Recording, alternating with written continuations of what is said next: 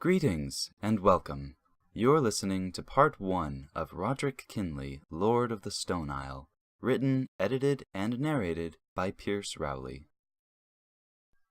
Two blades clashed atop the eastern foothills of the Middle Kingdoms, the ringing of steel echoing over the valley below. The sun was high above the cliff-top village, though a breeze was rolling in from the north. Autumn was on its way. Roderick could feel it. The cool mountain air whipped through the cotton of his shirt and lapped the sweat from his brow, sending chills down his spine as he deflected another blow. Roderick's breaths grew heavy and his posture slanted as his opponent withdrew.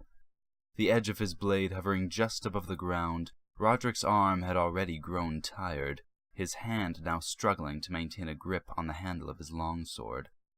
Staring down his opponent as he regained his breath, Roderick smiled and shook his head. John's movements were as natural as the rising and the setting of the sun, his victory just as certain. Roderick didn't think he could keep up, for with every stroke of his blade, John was either waiting there with the parry or suddenly not there at all. "Come along now, Roderick," John laughed. Stepping neatly about the circumference of the training pit, he dragged the tip of his blade through the wet sand behind the heels of his boots.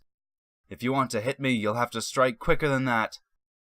Roderick groaned, remaining fixed at the center of the ring, slowly pivoting in John's direction to ready himself against a sudden attack. Roderick's footwork was already growing lazy. He'd have to perform better than this if he were to be successful in his task tonight. He might have been raised a thief, a prodigy in the eyes of some, but armed combat was not Roderick's area of expertise. Better to get what you want without drawing steel at all, he thought.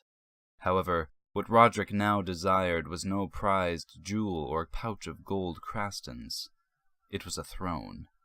That of his own guild, in fact, and while that seat was still held by another, Roderick hadn't the patience to wait for a vacancy. Nor even the time if he had. None atop the Stone Isle did. Perhaps John should be the one to kill Lord Ferndeer, Roderick thought, crossing eyes with his old friend as the swordsman towed the outer ring of the pit.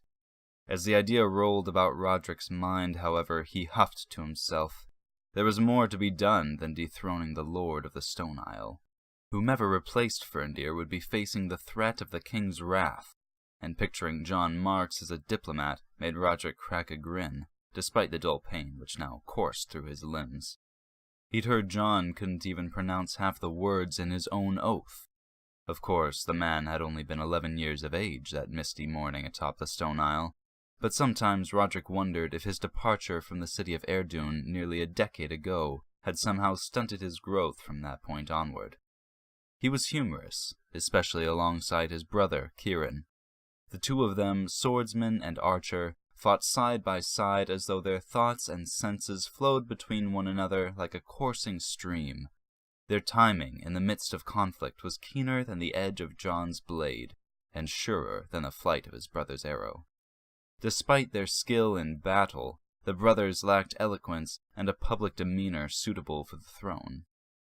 Roderick had considered alternatives, yes, but it didn't take long to realize there was no other atop the Stone Isle who could challenge Lord Ferndeer and accept the consequences but himself. John had nearly come full circle around the perimeter of the pit, and as he returned to the west end, Roderick's eye became caught upon a face in the distance. Peering off behind the barracks at John's back, Lord Ferndeer's longhouse stood mighty and proud at the southern end of the isle. Perched upon the outer edge of the cliffside stronghold, its great sloped roof and carved oaken beams loomed over the mess of jigsawed workshops, stables, and smithies that surrounded the village center, like a hawk perched before its young. Upon the east-facing wall, Roderick's attention became fixed upon Lord Ferndeer himself as he gazed through his chamber window. Opened to the late summer breeze, the old man leaned upon the sill as he examined Roderick's skirmish from afar. Entertained himself with it, rather, for as the two men locked eyes, Ferndeer gave a wry grin and softly shook his head. churning a spiteful glare across the rocky lawn as the winds of an oncoming gale rolled over the peaks of the stone isle. Roderick had let his guard down, and John was not a patient fighter. The swordsman had earned his victory. It was time to taste it. Leaping from his hind foot mid-step, John dove towards Roderick's chest with the tip of his blade. Suddenly brought back to the task at hand, Roderick dodged, but only just, falling flat on his back to avoid John's final stroke. Roderick's head thudded against the softened soil, dark grains of sand collecting upon his brow. He had to hand it to John. For as little as the swordsman had matured, the man certainly didn't wield a blade like a child anymore, at least. Wiping the dust from his face, Roderick planted his blade in the sand and got back to his feet. Lifting his head as the sound of sliding steel rung out over the air like the falling of a guillotine, Roderick's eye landed upon Ferndeer's window just in time to see that familiar smile flash his way once more, this time shattered and maligned upon the old man's face through the reflections of the stained glass panes, before disappearing altogether by the swift draw of a curtain. Roderick sighed. Even upon the night he planned to draw steel at Ferndeer's table, the old man mocked him from afar. Growling into the open air of the training yard, Roderick kicked over his blade. Flying towards the edge of the pit, the handle thudded upon the earth, sand being cast upon the surrounding soil as the ringing of steel softened at his feet. "Oi, watch it now!" Roderick stood straight as a post as the warning call sounded from over his shoulder. Flashing a worried look over to John, the swordsman now slowly stepping away from the training ring, sword held behind his back, Roderick knew who was approaching from behind. Beatrice. Definitely Beatrice. "Do you have any idea how many weeks it took to find real carnelian for that pommel? How many failed attempts I had to smelt back down to stock before I could get the folds in the steel just right? That may be the only marbled blade east of Tenerath, and you toss it around like it's a plaything." Roderick slowly turned about to meet Beatrice's hardened glare. Taking a few steps forward, he tried to soothe her fears, though Beatrice continued to pass him by, not so much as slowing for his approach. Throwing up his hands as she carried on past him towards the village center, Roderick scratched at the back of his head before calling out to her. "Don't worry, Beatrice. I won't knock anything loose. After all, your blades are as solid as the foundation of the stone isle itself." "You'd better hope so, Roderick Kinley," Beatrice replied, straining her voice as she called back over her shoulder, "or you'll be next in line to have something knocked loose." Making her way past the barracks towards the smithy at the village center, Beatrice lost no haste in pursuing her work. She never did, not for anything. Roderick had learned this well over their last several months together. Perhaps, he thought, this was what he admired most about her. Walking up to Roderick as Beatrice passed beyond earshot, John put a hand about his friend's shoulder and dusted him off. "You sure she's the one?" he asked. "I mean, you really sure?" Roderick laughed. "Oh, yes, my friend. I'm certain of it." Keeping an eye on Beatrice as she continued to wind her way along the cobbled path towards her workshop, Roderick smiled, drawing fingers through his ginger locks as he broke from John to retrieve his sword from the earth. Turning the steel about in his hand as he inspected Beatrice's handiwork, Roderick gave a sure nod. Drawing a cloth from his pocket, he wiped the dust from its surface, and the steel shone bright once more beneath the midday sun. The sword was special, that was certain, even Roderick himself uncertain how Beatrice had managed its creation. Down the length of the blade, lines of alloy and differing shades of gray flowed about each other like winding streams. He had already stumbled upon several unfortunate opportunities to learn that beyond a doubt it cut deeper and held an edge far longer than those of his peers.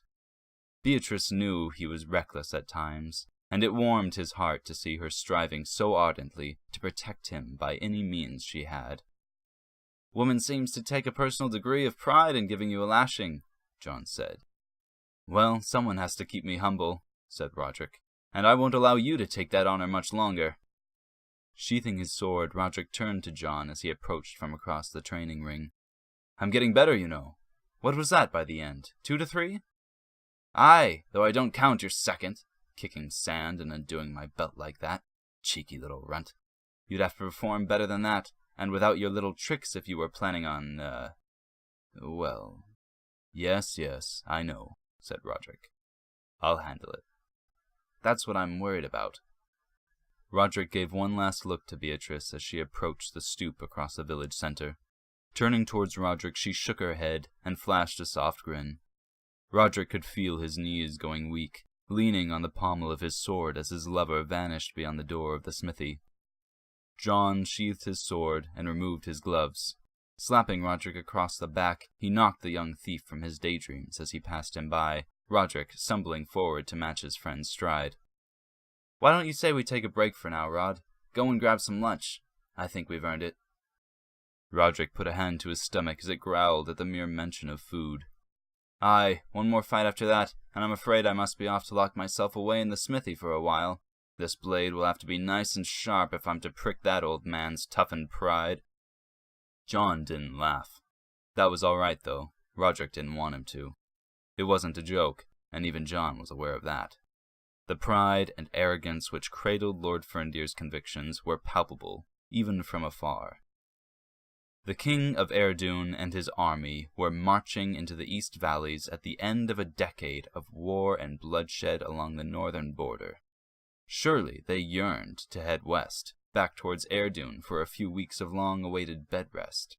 What else could yet tempt them away from home but the delivery of the king's justice to Aldrich Ferndeer and his guild of outlaws, that defiant order who'd sprung up from abandonment and destitution during Brandy's lengthy absence? It was clear to Roderick what was coming for them. Lord Ferndeer, however, was not so keen to recognize this threat. 10 years of avoiding the king's justice atop the eastern foothills had led Lord Ferndeer to believe that he and his kin had become immortal atop the rocky peaks of the Stone Isle. No matter how many letters flooded in from the Order's scouts, he would not see reason, hell-bent on avoiding conflict. In a matter of weeks, King Brandy and his army would be marching over the horizon, determined to lay the Order to rest, once and for all. Someone had to act, and soon. If Ferndeer himself stood in the way of the guild he'd founded, the very people he'd led to freedom from the king's tyranny, so be it. Roderick would not lie beholden to the willful ignorance of a coward, no matter how glorified the deeds of his past. Nor would he stand to see it consume those he'd come to know as his family, while such chilling threats loomed so near. Is it true what the scouts say? John asked. Stepping into the warmth of Ferndeer's longhouse, the great double doors creaked shut behind his step as Roderick joined him from behind.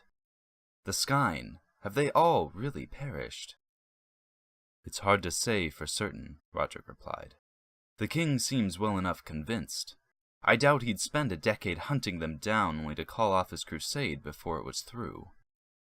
Roderick shivered as the chill of the northern breeze was thawed from his shoulders.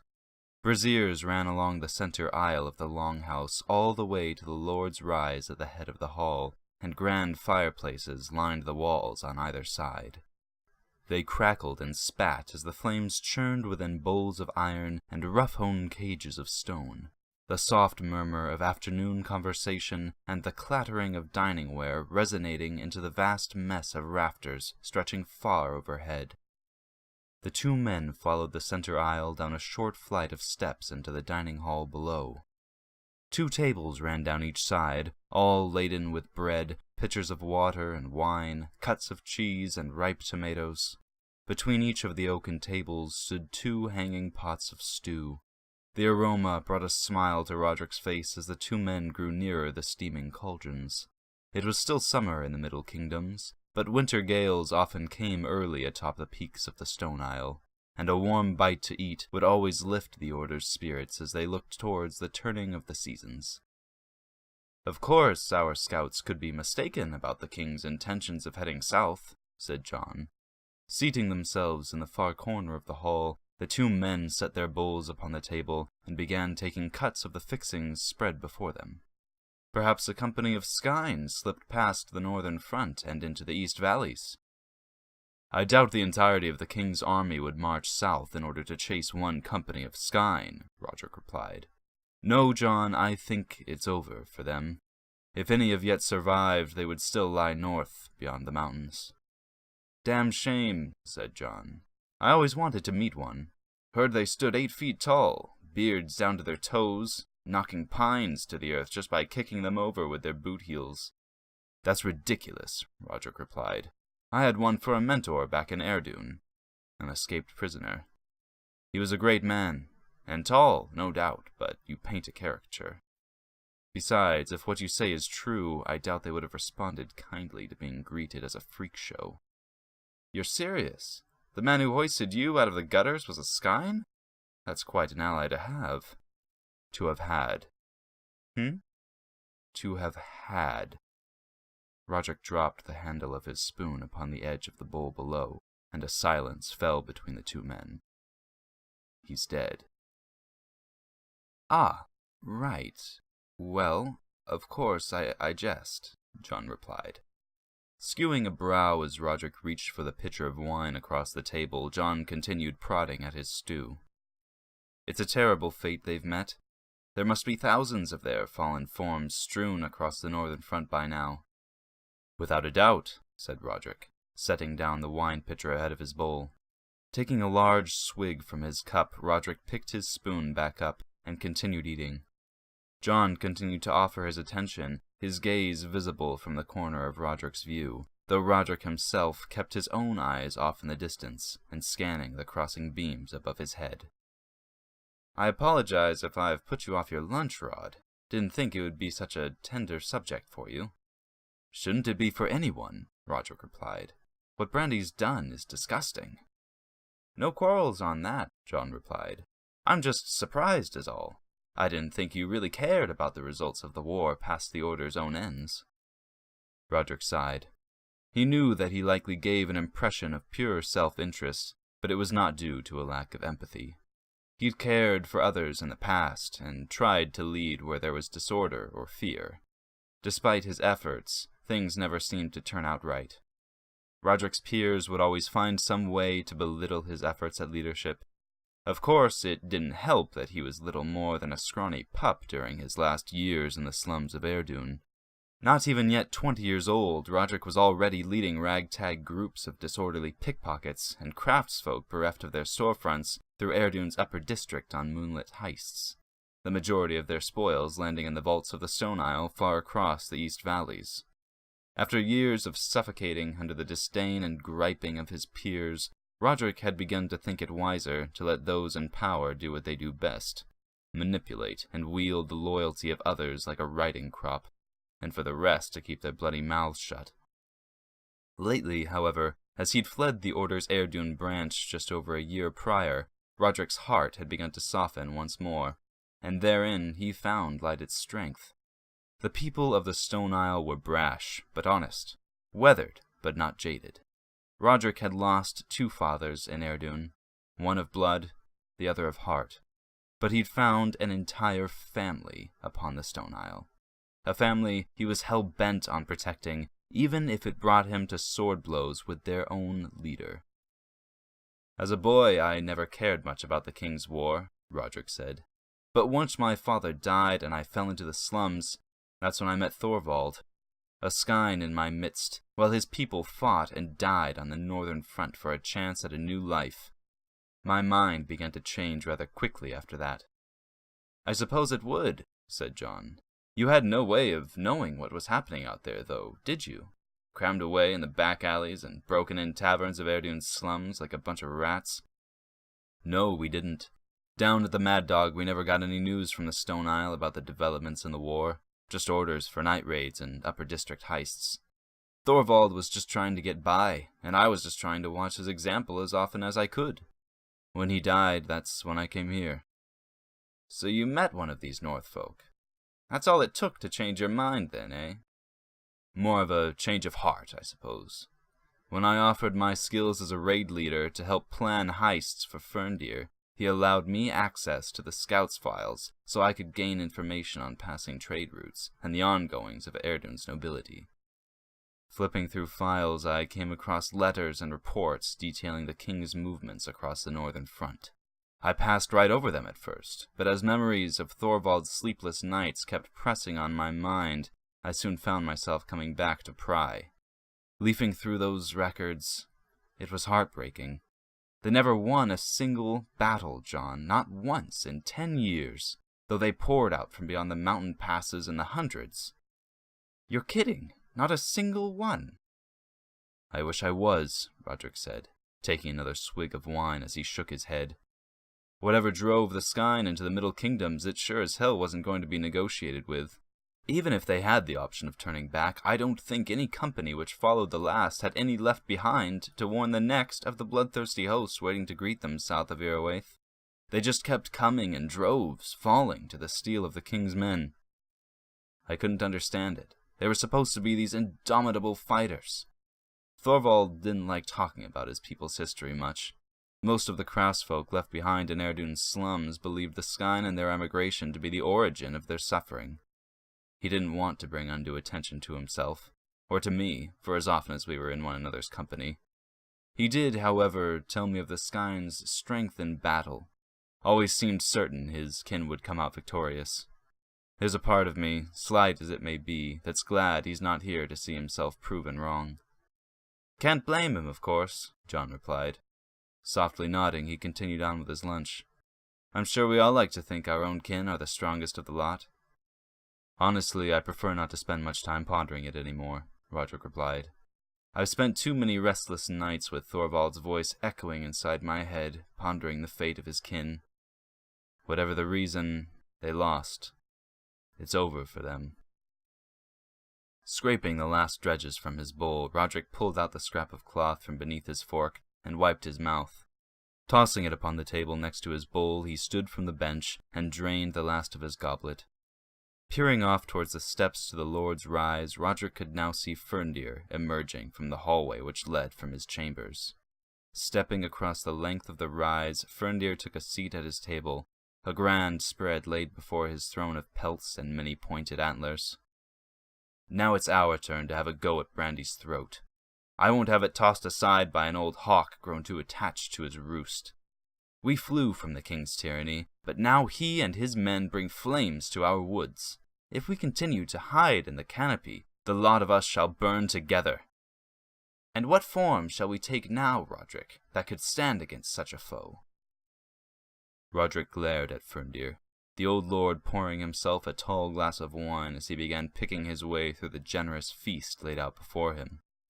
Roderick's nostrils flared, a firm hand being placed upon John's shoulder as the young challenger contorted a snarling expression before his prey. A bear, John. We need a bear. Well, go on then, John laughed. Sharpen your claws, little cub. If you're lucky, Ferndeer won't leave you too scratched up for your funeral. Roderick turned back to his friend and gave a smirk, feigning a laugh as he began stepping around the other side of the table. Would it kill you to show a little faith, John? I think it would more likely kill you, Rod. Look, do me a favor while you're sitting at that grindstone, eh? Think this shit over one more time. For all of us. Yes, Roderick replied, waving a hand over his shoulder as he turned to leave. Anything for you, Marks. I'm serious now, Roderick. Don't be a fool. Don't be a fool? Roderick stopped in his tracks before turning back towards John with a soured expression. Leaning towards the table opposite his friend, Roderick placed both hands upon the counter and narrowed his gaze as John looked back with worried eyes. If an attempt at protecting my kin is to be a foolish act, then I'd rather die a fool than a coward, said Roderick, drawing a finger towards Ferndeer's throne as the last of his words fell from his lips. Lowering his arm, Roderick stalked off towards the longhouse doors, shaking his head at John's doubtful remarks. What had they even trained for that morning? Was John simply entertaining what he viewed as fantasies in Roderick's mind? It didn't matter. John might have convinced himself that an intervention was unnecessary because of his inability to carry it out himself, but Roderick wouldn't be deterred. Think this shit over one more time. Roderick huffed to himself as he retrieved his sword from the rack upon the wall of the longhouse porch. I've done enough thinking, enough where Ferndeer hasn't even begun. There was no more time to twiddle thumbs. Someone needed to make a decision and act quickly if they wished the rest of the Order to see past winter's end. Marching across the village center, Roderick's grimace began to fade as he received waves and quiet nods from villagers walking to and fro across the cobbled stone. Smiths, carpenters, and bricklayers, farmers, clothiers, cooks, and stable masters. The list went on, Roderick's gaze landing upon the faces of dozens scattered about the narrow breadth of the aisle. Workshops housed carpenters and smiths across the way, each of them striving for excellence, knowing full well the swing of every sword wrought upon their anvils was carried out in their own defense, and the integrity of every beam measured and hewn upon their benches would serve to shelter their own kin. Passing by the north road which led out of the village center, and across the swinging bridge of rope and pine which connected the twin spires of the stone isle, Roderick smiled as he gazed upon the fields and livestock upon the far peak, rustling and murmuring in the northern breeze. The beating of hot steel and the sawing of planks, the echoing laughter of children and the creaking of bridges built by their kin resonated through the foothills like an anthem, the restless choir of Eirdun's abandoned craftsfolk. Every time Roderick's eye caught upon the ring of hastily gathered workshops and living spaces that surrounded the peak of his home, he marveled at the miracle that brought them all together, especially in the shadow of such monstrous treachery. For the last 10 years, King Brandy had led the greatest slaughter the Middle Kingdoms had ever known. Men, women, and children of the Northlands falling to the king's blade and those of his army as the Skyne sought refuge from their homeland. It was a sickening affair. The Skyne had not aggravated King Brandy beyond settling a plot of rocky earth in the foothills far north of Eirdun, but a single village of northerners was more than he would allow. Just as one company fell to the king's blades, another would emerge for him to prey upon, pouring out from the passes of Irowaith like ants from an inconceivably deep mound. What shook the earth to alarm them so, Roderick could not say for certain, though he'd heard all sorts of tales. Monstrous beasts clambering out from beneath the mountains, swarms of winged horrors hurtling down from their peaks, even stories of the fabled sorcerers of Tenthir emerging from their centuries-long isolation and driving the Skyne from their homeland. Roderick believed little of these tales, simply the muddled gossip of merchants and travelers. The exact nature of the Skyne's plight mattered little to Roderick, though it must have been great in scale, for they continued to flee south, even unto their own deaths time and again. Thousands must have fallen to the king's men in the first few years alone, though Brandy would not relent until control over the northern front had been secured once more. It wasn't before the first year of that merciless slaughter had come to a close that the scope of King Brandy's crusade grew beyond what the depths of his own vaults could manage. He demanded his people's smithies and workshops be turned over to the military, the labor of field hands and clothiers for their cause, not to mention their very lives on that front line. Men and boys who had never held a sword in their lives rushed through a week of training and sent away as pawns to carry out the king's wrath. After the first year of living hand to mouth on the streets, as the once proud artisans and craftsfolk of Eirdun fell to destitution, Aldrich Ferndeer had taken enough abuse. They all had, he said, and so with the last of their vigor they fled the city. Veering south past the bloodied fields of the northern sand to the foothills of Irowaith, Ferndeer led his company to the base of a great cluster of stone spires at the easternmost edge of the Middle Kingdoms. Months passed as they carved a great winding ramp about the base of the stone isle, though upon reaching the peak they found a new refuge. Over 100 meters above the valley floor, safe from the oppression of rulers and their egos, they formed a new alliance amongst themselves, smith and carpenter, tiller and huntsman, thief and merchant, all living in the clouds away from the lords and ladies who'd scorned them. Bent on survival if only to spite the nobility of Eirdun who'd spurned their cries, they crept into the city under cover of night, and made off with as much of the upper district's treasures as they could carry.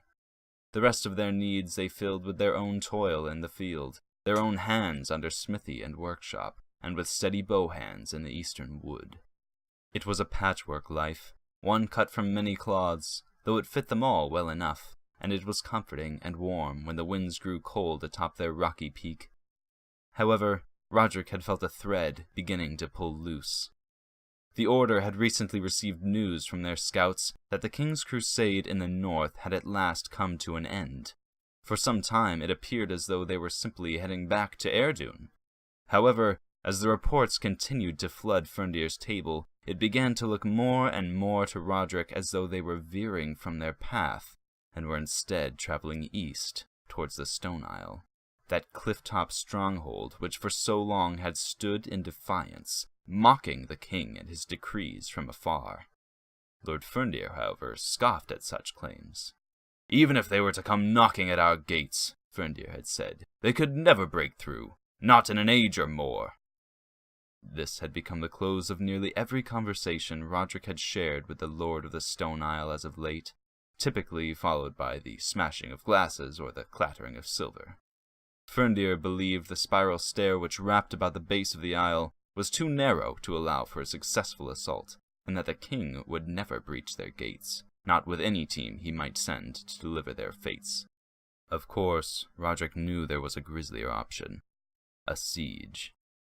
After 10 years in the field, Roderick knew a few more months would be nothing for the king and his men. Autumn was approaching. Roderick could feel it in the air. It wouldn't be long now before the Order would rely on the beasts of the eastern wood and aid from distant realms to sustain their lot. All the king had to do was set up camp at their feet until winter, and the Order was done for. The grindstone turned toward Roderick at a steady pace, his foot bobbing up and down at its side as the slurry of steel and water flecked his boots. He'd been at it for nearly an hour already, but he wasn't calling the job finished just yet. A bastard sword over 1 meter long, he knew the edge would take a while to hone, for the young thief rarely stooped over the wheel himself.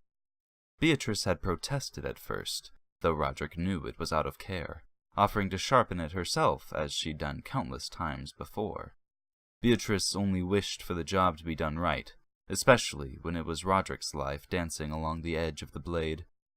He wasn't the most apt under the roof of the master's smithy, it was true, but as Roderick stared down the whetted edge, he didn't feel the test of his blade this night should fall upon any shoulder but his own, nor the responsibility for its bite.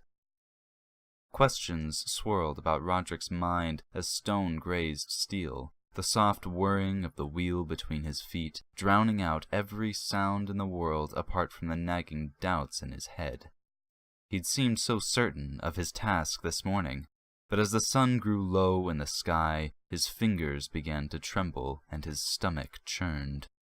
Maybe John was right after all. Lord Ferndir was supposed to be the greatest swordsman in the entire guild. Who was Roderick to think he could actually outmatch their founder? And even if he could, did he have the right? Feeling the cool draft of a mountain breeze as the smithy door creaked on its hinges at his rear, Roderick slowed the pace of the wheel, though did not turn his head. "Are you nearly finished in there, Roderick?" Roderick could recognize Beatrice's tone, though he didn't need to strain his ear to guess. This was the 4th time she'd walked in on him since he'd begun, each interruption growing nearer to the last. "Must you really inspect my progress every 10 minutes? "I've got 5 other blades that need to be sharpened before sundown, Rod," said Beatrice. Stepping through the door, it creaked shut at her heels. 3 of them are for the Marx brothers. Would you like to let them know how their steel is sitting dull on my bench when they come through to retrieve it?" "They'll figure it out for themselves come nightfall," Roderick said. Lifting the marbled blade before his eyes, he turned it over in the fading light and inspected the edge. "If they give you any trouble, they'll be answering to me by dawn." The water from the bowl which hung above the grindstone continued dripping upon the edge of the wheel, glistening in the shafts of sunlight that cast through the near window as it pooled over the side and into the basin below. Roderick straightened his back upon the bench as he drew his foot from the pedal, his spine resettling as he laid a hand to his aching neck. Another was soon cast over his shoulder as Beatrice approached from behind. The smith's fingers had been hardened from years at the bench, and like beating a weathered pauldron they never failed to smooth out the knots in his shoulders. "You sure are taking care this time," she said. her hand caressing Roderick's neck, fingers curling about his auburn locks. He melted to her touch. "But is it really necessary? Is there truly no other way around this conflict?" Resting the blade gently upon the flat of the stone, Roderick hung his head from his shoulders. Beatrice took the stool beside him and sat amidst the late afternoon sun as it beamed upon her back. The edges of her body were haloed with the soft decline of daylight, sun shafts peeking over her shoulders. They pierced Roderick's eye, though he dared not look away. Beatrice always seemed to soften the nearer she grew to a furnace, though Roderick was not always around to see her glow. "Last night, after the hall had been cleared, I tried speaking with Lord Ferndeer again as you'd asked," said Roderick, "though it was no use. The old man won't see reason, and the rest of the guild won't see a spark until it consumes them in a blaze. I don't want to fight him, but if no one else will stand up to Ferndeer before the king and his men are laying siege to our keep, then I have no choice." "Don't you think we owe it to Ferndeer to see what he'll make of this threat? Besides, have we even received a formal declaration of their approach? Perhaps King Brandy and his army will be sore enough from the war to simply ride home and give us enough time to bolster our defenses." Sighing softly as he shook his head, Roderick turned his gaze once more to the blade resting before him. "We haven't been delivered a warning, no," he said. "But the last time the king sent us a message, it was the head of Ferndeer's brother in a sack nearly a decade ago. Something tells me the only conversation King Brandy has any interest in is the clashing of steel." Silence passed as the dread of the king's approach sat in the air like a phantom, its presence undeclared, yet somehow more chilling while hidden in shadow. "The scouts say King Brandy has been veering his company eastward on their descent through the Northlands," said Roderick. "If he was headed home, he'd have taken the west route by now." "Maybe they're passing through?" "Passing through?" Roderick scoffed. "For what? A fishing holiday down in Kerwick? Please tell me you take this as seriously as I do. I've had a hard enough time convincing the Marx brothers, but they're thicker than honey. You of all people should be keen enough to recognize this threat."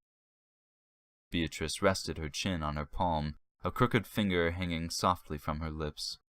Glancing about the walls of her workshop, the young smith's eyes began to glisten. "Why don't you stay?" "Stay?" Laughing softly, Roderick ran a finger along his blade as it rested under the fading light. "I'm not going anywhere." "No, I meant, why don't you stay with Ferndeer?" Leaning towards Roderick, she placed a hand upon his knee. "Sharpen your blade, my love, but keep it stowed. Hold the line with him if such a day should come. He's more powerful than you know. If you're capable of besting him, your alliance would only be that much greater." "We can't, Beatrice. The king must have at least 6 archers at his back. If he's serious about ridding us from the East Valleys, they'll pick us off one by one as soon as we step foot beyond the walls of the peak, Ferndeer included. That goes without mentioning the swarm of foot soldiers he'll have waiting at the base of the isle. Then I'll make you a suit of armor." "I can't fight in a metal suit," said Roderick, running a finger along the edge of his blade. "Besides, where would you find the steel for that in such haste? I'd melt down the Marx's swords if I had to. Come on now, Beatrice, this is serious." "I am serious."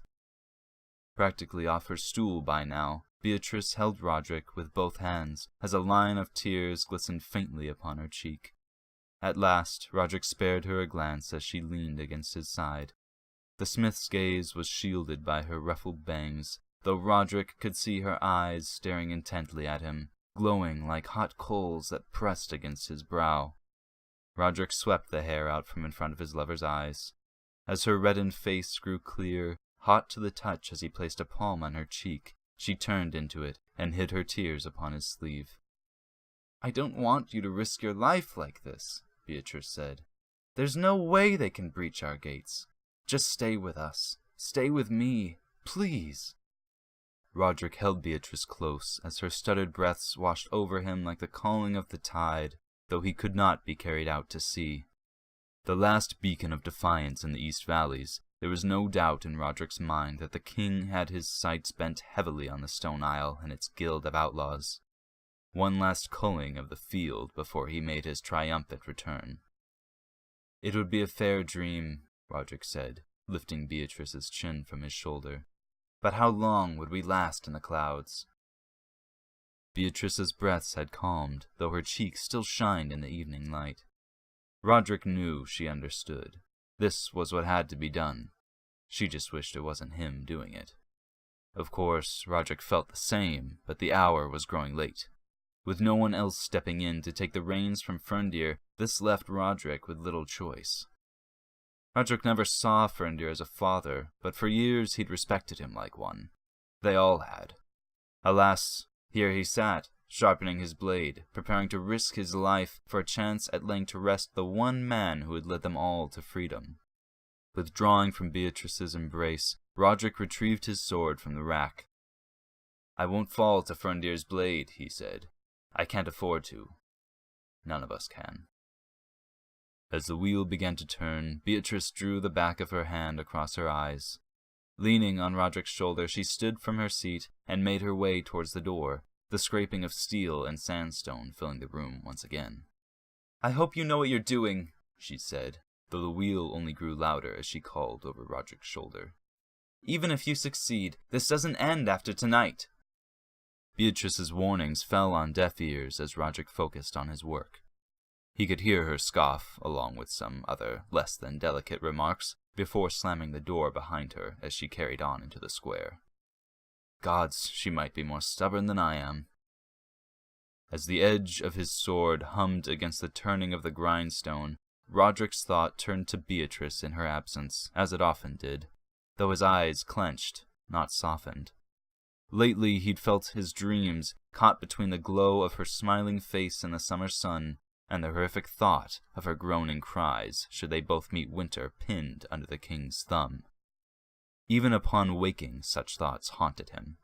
Beatrice had suffered enough under the iron fist of the military, her own father lost to the cruelty of the king's men and their lust for control over Eirdun and its craftsfolk. Originally a smith in the markets of Eirdun when Beatrice was but a lass, Beatrice's father was imprisoned when he refused to craft weapons for the king's slaughter in the north. Beatrice was able enough with a hammer at that point, though she was only 16, and offered to work the forge in her father's place to shorten his sentence. Her father protested, even unto the last words he offered his daughter before being shackled in irons and dragged from his smithy, but Beatrice was determined to have him back. 2 years later, when her father was due to be released, she came to see him out. The guards merely grinned. "He's dead," they told her. When she asked how, when she demanded to know why they hadn't alerted her sooner, the guards ordered her to return to her smithy. Beatrice held her ground, an accomplished smith by that fateful day, even threatening to vanish into the East Valleys and offer her skills to the order if she did not receive an explanation. Beatrice had told Roderick the guards simply looked at one another and smiled. One grabbing her about the arm while the other punched her square in the nose, Beatrice was dragged back to the smithy in a daze. Waking to a pounding headache and her arm clamped to the head of an anvil, Beatrice was forced to watch as her former master drew a lengthy iron rod from the glowing light of the forge, that same oven she'd perspired and labored over for the last 2 years, and marked her arm with the red-hot end of the traitor's brand, a shattered hammer crossed by a bloody dagger forever imprinted above her wrist. Left without her father, and cast aside by the practitioners of the craft under whom she'd toiled to one day see him again, Beatrice followed through with her threats and fled into the East Valleys. Mounting the peak of the stone isle on her father's horse, Beatrice begged for entrance. Lord Ferndir saw to her soon enough, and after a long-awaited rest, he put her to work. There she'd been ever since, determined to arm those who stood defiant against the king's tyranny and the heartless company allied under his banners. The faces of Roderick's allies flashed through his mind, the soft hum of their shared labor and daily conversation filling his ears as he turned to softer memories of summer. A sense of community had been reignited in countless hearts, where before it had nearly been squelched under the king's bloodied boot heels. To think that after all he'd done, Lord Ferndir himself was now giving in to his own ego, hiding behind walls of timber as the trumpeting call of the king's justice sounded for his response from the valleys below. The whirring of the grindstone slowed between Roderick's knees as his task was completed. Biting into the back of his fingernail with the edge of the blade, Roderick tested the sharpness. He was happy with his work, but couldn't bring himself to grin. Without a doubt, it was a somber turn of events which led Roderick to taking such a risk as great as this. Of course, he should have figured. Nearly every decision Roderick had made in life had been forced under such circumstances. From the loss of his father landing him in the slums, to the death of his mentor driving him eastward to escape his ghosts. What was he doing now? Purposefully raising more spirits with which to haunt himself? Roderick sighed as he wiped his blade clean, the steel ringing softly throughout the smithy as he sheathed it within its scabbard. It was time to hear it sing. The square was barren by the time Roderick had arrived, and the sun had begun to fall beyond the peak of the great pine gates. Long, jigsawed shadows of the guild's disjointed mess of barracks and workshops were cast across the village center, leaving the eastern edge of the isle in a fiery glow. Having made his way from the far side of the isle, Roderick could tell that the hearths and candles in every barrack and workshop had been extinguished, as well as where their inhabitants had all gathered. Looking to the south of the village, Roderick could see light flickering from beyond the windows of Ferndeer's longhouse. Mounting the steps to the guild hall, Roderick turned at the top of the stair and walked down the length of the porch, briefly peeking through a narrow window at the side of the double doors. It had taken him longer than he'd expected to prepare, and the Sunday feast in Ferndeer's longhouse had already begun. A week before, as Roderick was excusing himself from the hall, Ferndeer had pulled him aside and demanded he hunt the game for this night's feast himself, a task normally divided out among at least 3 men. Roderick had met the Lord's demands, and despite the thirst he developed to lop off Ferndeer's head over 6 grueling days in the eastern woods the week before, the thought of Ferndeer feasting on his hall, the night he planned to dethrone the old man, seemed to lace the gesture with malice. It didn't seem honorable, but he couldn't wait much longer. Who was to say what week the king's horses would come storming over the horizon? Besides, Roderick wanted a good turnout, and this was just the night for it. A lack of witnesses could breed rumors, and if he were to ascend to the throne, the last thing he needed were his own people speaking whispers of a dagger in Ferndeer's back. Returning towards the longhouse doors, Roderick was startled as a figure emerged from the shadows upon the dark side of the porch. As it rose from the bench along the far railing and stepped into the last light of day, Roderick was calmed, though frustrated, to see none other than John Marks standing before him. Eyes carrying down to John's hip, Roderick could see his friend had greater intentions than an evening pipe or a quiet moment to clear his head, for the swordsman's blade hung from his belt. His hand rested upon the guard. "I'm sorry, John," Roderick said, "but I'm afraid I'll have to face Ferndeer alone. Can't very well have 2 lords, can we?" John held his grim expression for a moment before breaking into a soft laugh. "If only we could, Rod. I think one of us might actually stand a chance of pinning Ferndeer, if we fought together."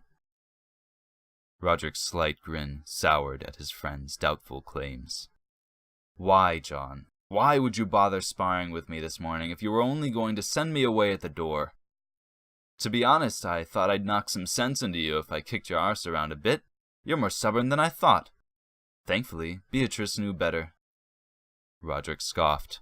No wonder Beatrice left the smithy in such haste that evening. She needed to give John time to prepare. "She sent you out here to wait for me, then. What did she offer you?" John was taken aback, skewing his brow as his mouth hung ajar. "You think I need a reward to keep my friends alive? I might have appeared somewhat supportive of this folly at times, and I'm sorry for that, I am, but I never really wanted you to do this. Just didn't want to hurt your feelings, Rod. But the time for comforting remarks is over. This is beyond you, Roderick. It's beyond any of us. Forget the fight you'll have to win against Ferndeer. What about afterward? None of us know how to do what he does. What, drink wine and point a finger towards the wealthiest homes in Eirdun? Sit back and watch as your people hunt for you and collect your share of the coin? It's more than that, Roderick. When things aren't looking so great, and we begin to lose hope, Ferndir rallies us together. We've persevered through so much, even after scaling this bloody peak. I don't know how he does it, but it works every time. It's like magic. Charisma and a sense of rebellious enthusiasm, that's all it is, and I'm sure as hell it won't help us against Brandy, said Roderick.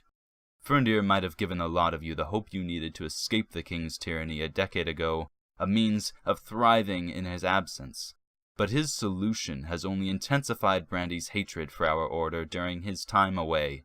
Ferndir doesn't know the meaning of the word diplomacy, nor has he the experience to lead the charge against any threats greater than roving bands of miscreants. Oh, and I suppose you do then, eh? At least I'm willing to try. The two men stood in silence, both of their faces hanging towards the boards beneath their boots. I don't want to fight you, John. Want to? John laughed. You couldn't, even if you did. I think we settled that this morning. Roderick rolled his eyes. Do you know what awaits us if we sit back and do nothing? Ferndir will lead us to our own demise. The king and his men will rally about the base of the isle and starve us out over the course of months as snow collects atop our peak. We'll be butchering the horses and boiling the leathers from our boots, chopping down the smithies and the workshops for firewood before the end. Is that what you want to see? Do you want to watch your own brother starve to death?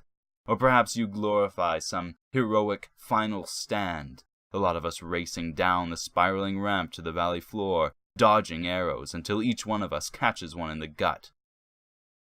John looked as though he were about to respond, but held his tongue.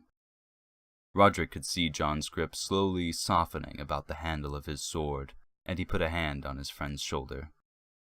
Someone has to do something, Roderick said. I don't want to be that person any more than you want to watch me try, for even if I succeed this night, I'm certain I'll have my failings as a leader. But if this is the turning of the tide for us, if this is our chance to unfurl new sails, even if we set off without sure map or compass, I would be more grateful to have you on board than dragging me down. We cannot afford to grow more fearful of a chance at one death tonight than a later one that's certain for us all. John raised his head and looked at Roderick, his eyes glossy in the fire's light which settled upon his face from the window at his side. The winds were growing cold atop the peak as the sun grew low in the sky, and John shivered under Roderick's comforting grip, nearly frozen as he'd waited all evening for his friend's return. Roderick pulled his hand from John's shoulder and patted his arm. Stow your blade, John. Go inside and warm yourself. And do try to get a seat up close, Roderick said with a grin. You won't want to miss this. John chuckled softly as he removed his belt and set his blade upon the rack beside the doors. I don't know if you can do this, Roderick. I really don't, he said. But you trust yourself enough, and that's what counts. You're right. You're right, and I know it. Beatrice knows it. The lot of us are too scared to face Ferndir for the devils that would haunt us in his absence. He saved us, picked us up off the streets, and spared us our self-pity. But you're an outsider. You joined the game after the war had already begun, came to this stone isle of your own volition. You can be critical of Ferndir's flaws where the rest of us can only be thankful for his deeds. If anyone could take this chance, it's you. Though I cannot imagine the dice will land in your favor. Gently placing a hand on Roderick's arm, John reached for the door at his side before facing his friend once more with a forced grin, tears collecting in his eyes but refusing to fall. I hope you can prove me wrong, Roderick Kinley. Slipping through the doors, John disappeared into the warm light of the hall. The hefty slabs of cedar creaked to a close at his back, the sound sending a shiver down Roderick's spine. The southerly wind seemed to blow right through the cotton and leather that shielded him, like an icy blade slipping through the seams of his jerkin. Roderick pulled the hem of his cloak tighter about his chest, closing his eyes beneath the cover of his hood as he tried to remain focused.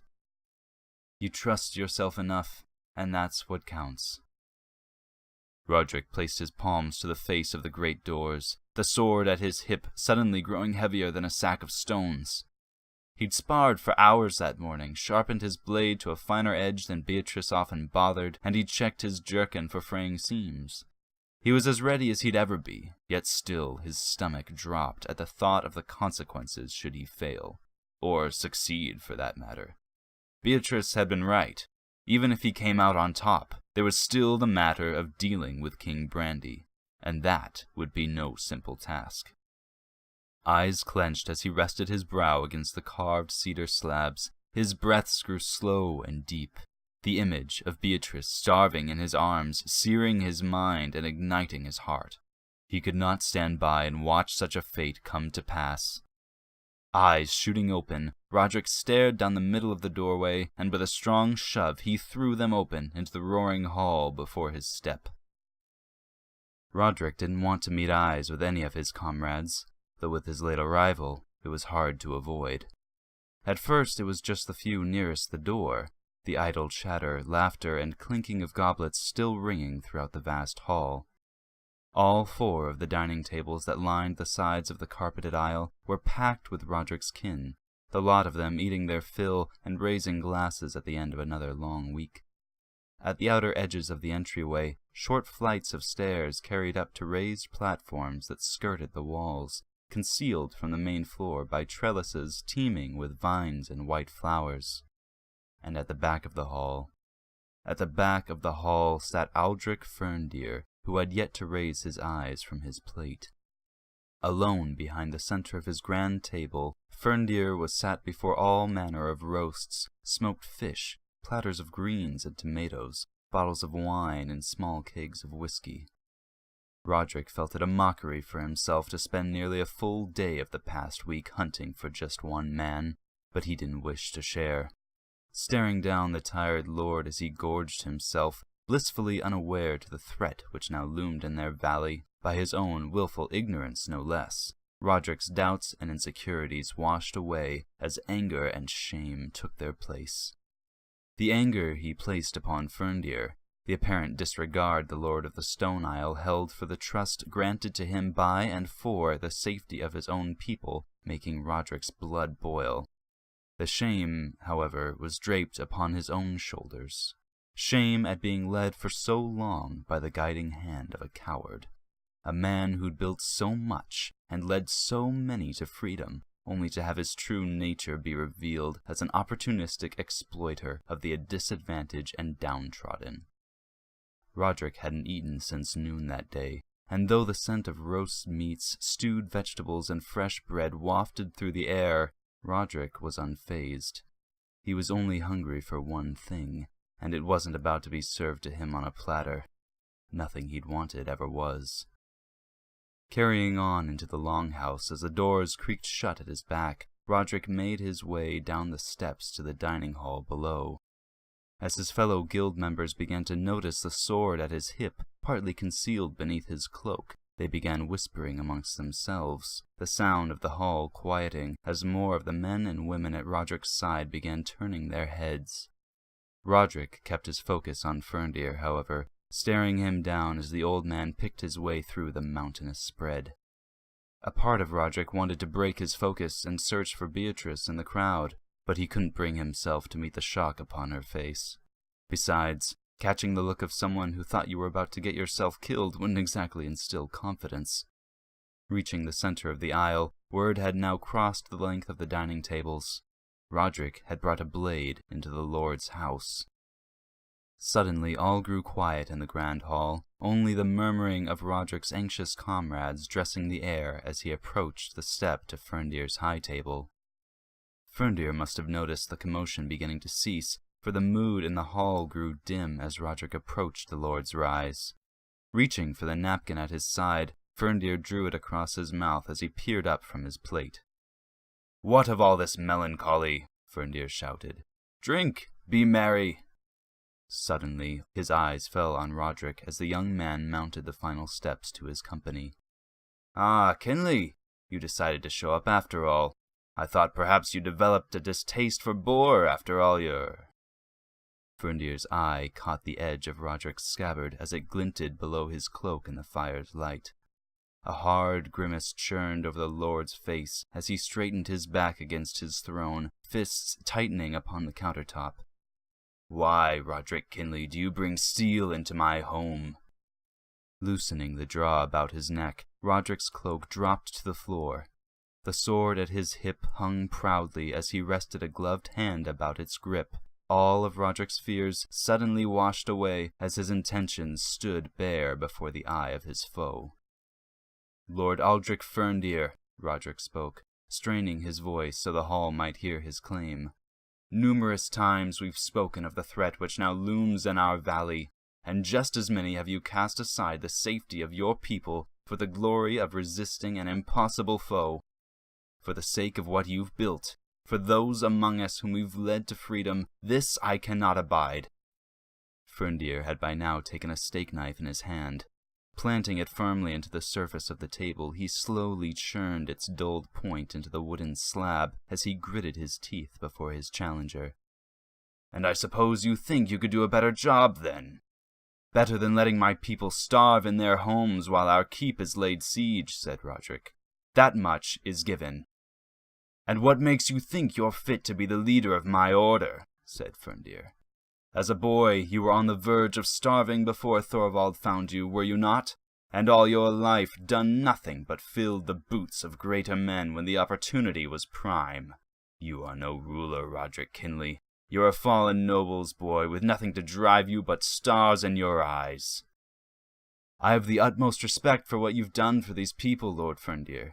But if I can find a way to help them see another summer where they'd otherwise fall by winter, I will consider myself a greater leader than you, that day at least." "Then why do you not excuse us from your doubts, Kinley?" Ferndeer said.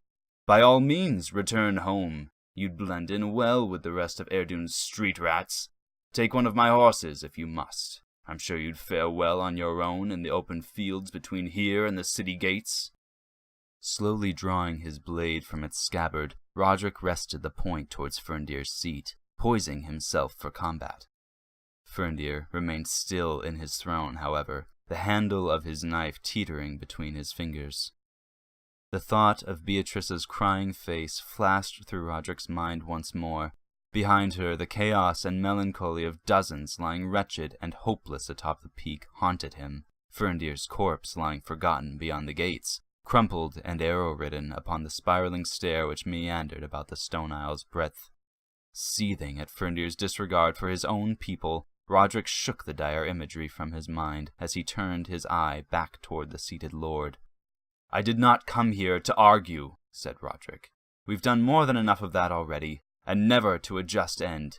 Draw your sword now, Ferndeer of the Stone Isle, and face me. If the armies of the Middle Kingdoms do not unnerve you, then a starry-eyed child should be little more than a nuisance." Ferndeer had pulled the blade from the surface of the table as Roderick taunted him, though upon his final call the lord plunged the meat of the knife into the depths of the worn tabletop and bursted from his chair. "You dishonor me, Roderick Kinley. I have tried to quell your attempts at ruling my people through me, but this I will not stand. For all you speak of fate, you dare not tempt it yourself, boy." Pulling the blade from the scabbard which rested upon his throne, Ferndeer drew it before Roderick, quickly stepping to the side of the table as the two men faced one another upon the lord's rise. "Now feel it sting!" Charging towards the young challenger, Ferndeer raised his rapier and lunged for Roderick's chest. Surprised by the old man's vitality, Roderick was unprepared to parry, and raising his own blade too late, merely adjusted Ferndeer's strike into his shoulder. Crying out in pain, Roderick could swear he heard Beatrice's voice somewhere in the rolling murmurs of the distant crowd. Drawing his focus back to the fight, Roderick raised his sword and prepared to strike. Crashing the edge of his blade against Ferndeer's, the two men struggled to gain dominance. Slipping the end of his blade out from beneath Roderick's as the young swordsman overextended, the end of the hefty longsword fell to the floor. Springing around Roderick's side with a cat-like grace, Ferndeer flicked his wrist toward the young man's face, instead cutting Roderick's other arm as it rose to counter the lethal blow. Regaining control, Roderick steadied himself before Ferndeer, on the defensive now as he was backed towards the edge of the lord's rise. Feigning a cut to the lord's neck as Roderick slowed his retreat, Ferndeer was quick to parry the phantom blow. Though as Roderick's sword dropped, it shifted, and rising back through the air, cut clean through the middle of Ferndeer's sword arm. Drawing away from the attack, Ferndeer clutched the wound for a moment, blood quickly soaking his sleeve, though he did not relent.